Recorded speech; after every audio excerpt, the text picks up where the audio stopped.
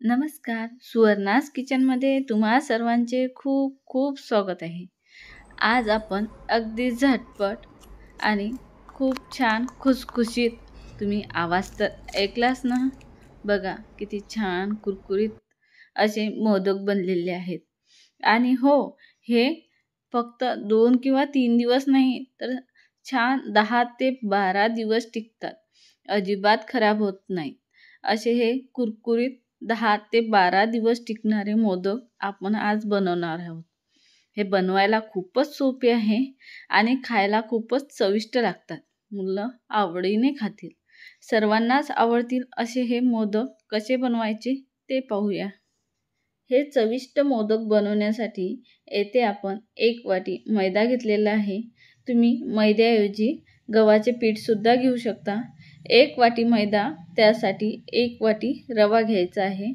त्यामुळे आपली मोदकाची जी पारी आहे ते छान खुसखुशीत होईल. 1 वाटी मैदा आणि 1 वाटी रवा घेतलेला आहे.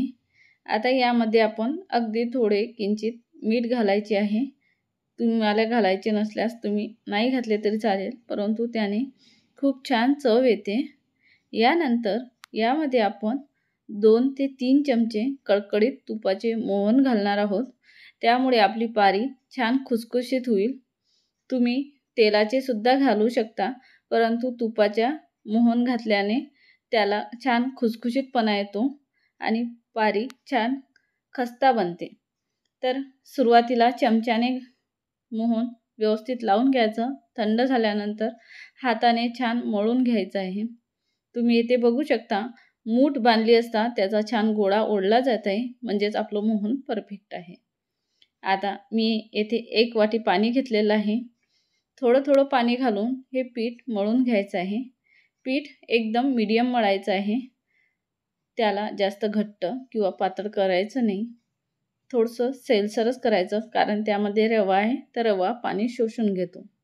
हे बघा, येथे आपल्याला अर्धी वाटी पाणी लागलेलं आहे आणि आपला गोळा व्यवस्थित मळून झालेला आहे. आता हा आपण अर्धा तास झाकून ठेवूया. तोपर्यंत आपण मोदकांसाठी लागणारे सारण तयार करायचे आहे. सारण बनवण्यासाठी येथे मी एक कढई घेतलेली आहे. गॅस मीडियम ठेवायचा किंवा एकदम लो ठेवायचा. यामध्ये 1 चमचा तूप घालायचे आहे आणि येथे मी 1 वाटी डेसिकेटेड कोकोनट घेतलेला आहे. तुम्ही याऐवजी खोवलेला ओला नारळसुद्धा घेऊ शकता. फक्त एवढंच लक्षात ठेवायचं आहे की तो छान कोरडा भाजेपर्यंत भाजून घ्यायचा आहे. येथे आपल्याला 3 ते 4 मिनिटांमध्ये हे डेसिकेटेड कोकोनट भाजून होणार आहे. तुम्ही ओला नारळ घेतलेला असेल तो 3 ते 4 मिनिटं एक्स्ट्रा भाजायचा आहे. त्यामुळे त्यातील ओलसा संपूर्णपणे निघून जाईल आणि आपले हे मोदक आहे छान 10 ते 12 दिवस टिकून राहतील. कारण नारळाला थोडा खवट वास लागू शकतो, त्यामुळे छान भाजून घेणे आवश्यक आहे. हे बघा, इथं 2-2.5 मिनिटं भाजून झालेले आहे. आता यामध्ये जे तुम्हाला ड्रायफ्रूट घालायचे असतील ते वेगळे भाजू शकता किंवा आता तुम्ही यासोबतच भाजून घेऊ शकता. मी यासोबतच भाजणार आहे, तर ते यामध्ये घालून घेतलेले आहे आणि परत आपल्याला हे मिश्रण 3 ते 4 मिनिटं भाजून घ्यायचे आहे. गॅस अगदी कमी केलेला आहे, कारण आपल्याला याचा अजिबात रंग बदलवायचा नाही. यातील फक्त मॉइश्चर काढून घ्यायचं आहे. येथे तुम्ही बघू शकता, याचा रंग अजिबात बदललेला नाही. 3 ते 4 मिनिटं भाजून झालेले आहे. आता हे आपण एका भांड्यामध्ये काढून घ्यायचं आहे. सर्व व्यवस्थित काढून घेतल्यानंतर मी पुन्हा तेच कढई गॅसवरती ठेवलेली आहे. यामध्ये परत 1 चमचा तूप घालायचं आहे आणि 1 वाटी खजूर मी त्यातील बिया काढून तो मिक्सरला फिरवून घेतलेला होता, तो यामध्ये घालून घ्यायचा आहे. खजूर तुपावर परतत असताना गॅस एकदम लो ठेवायचा आहे, कारण खजूर लगेच करपतो. त्यामुळे आपले जे सारण आहे त्याची चव आणि त्याचा वाससुद्धा बदलू शकतो, तो करपट लागू शकतो. त्याकरिता आपल्याला गॅस एकदम लो ठेवायचा आहे आणि लो गॅसवरच आपल्याला हा खजूर मेल्ट करून घ्यायचा आहे. तो हळूहळू मेल्ट व्हायला सुरुवात झाली की यामध्ये आपण जे डेसिकेटेड कोकोनट आणि ड्रायफ्रूट भाजून ठेवले होते ते सुद्धा यामध्ये घालायचे आहे. सुरुवातीला मी अर्धेच घातलेले आहे, अर्ध नंतर घालणार आहे. आणि चमच्याने प्रेस करत हळूहळू यामध्ये मिक्स करायचं आहे। इथे तुम्ही बघू शकता ते हळूहळू यामध्ये सर्व मिक्स होत आहे। जसा जसा खजूर मेल्ट होतो त्याप्रमाणे हे सर्व साहित्य त्यामध्ये मिक्स होतो आणि खजुरामुळे याला छान बाइंडिंग सुद्धा येते। तुम्हाला आवडत असल्यास तुम्ही यामध्ये खजुराचे प्रमाण आणखी वाढवू शकता। आणि हो, यामध्ये आपल्याला अजिबात साखर आणि गूळ वापरायचा नाही आहे। आपण जो यामध्ये खोबरखीस वापरलेला आहे त्यामध्ये सुद्धा गोडवा असतोच आणि ड्रायफ्रूटमध्ये तर असतोच, त्यामुळे येथे आपण गूळ किंवा साखर वापरायची काही आवश्यकता नाही। तसेच यामध्ये राहिलेले आपण बाकीचं जे खोबरखीस आणि ड्रायफ्रूटचं सारण होतं ते सुद्धा यामध्ये घालून घेतलेलं आहे। सर्व छान एकजीव करायचं आहे। गॅस बंद करायचा आहे। यामध्ये 1 चमचा वेलची पावडर घालायची आहे। मी वेलची साखर सोबतच मिक्सरला फिरवून घेत असते, त्यामुळे ती पांढरी दिसत आहे। 1 चमचा वेलची पावडर घातलेली आहे। सर्व व्यवस्थित मिक्स करून आपलं सारण बनलेलं आहे। आता हे थंड करून घेऊया। पारीसाठी जो गोळा मळून ठेवलेला होता तो छान मुरलेला आहे। रवा सुद्धा छान मुरलेला आहे। आता तो थोडा मळून घ्यायचा आहे। मळून घेतला की आपण त्याचे छोटे छोटे गोळे करून घ्यायचे आहे। आपल्याला जेवढ्या आकारात मोदक बनवायचे आहे तेवढ्या आकारांच्या अंदाजाने गोळे बनवायचे आहे। गोळे बनवून घ्यायचे, त्याला थोडं तूप लावून त्याची पुरी लाटून घ्यायची आहे। तुम्ही अगदी सहज बगर तुपाचे सुद्धा ही पुरी लाटू शकता, कारण हा गोळा छान मुरला जातो आणि तो अजिबात पोळपाटाला चिकटत नाही। याची पुरी लाटून झाल्यानंतर एकसारख्या पुऱ्या होण्यासाठी येथे मी एका वाटीने त्याला कट करून घेत आहे। गोल आकारात पण व्यवस्थित कट होते आणि त्याला व्यवस्थित कळ्या घालून घ्यायच्या आहे।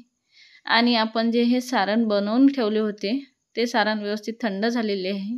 हे सारण यामध्ये भरून मी दाखवत आहे त्याप्रमाणे याचे तोंड बंद करायचं आहे, ते जुळवून घ्यायचं आहे आणि याप्रमाणे आपले मोदक सुंदर तयार होतात। मी याचप्रमाणे आणखी काही मोदक बनवून घेणार आहे।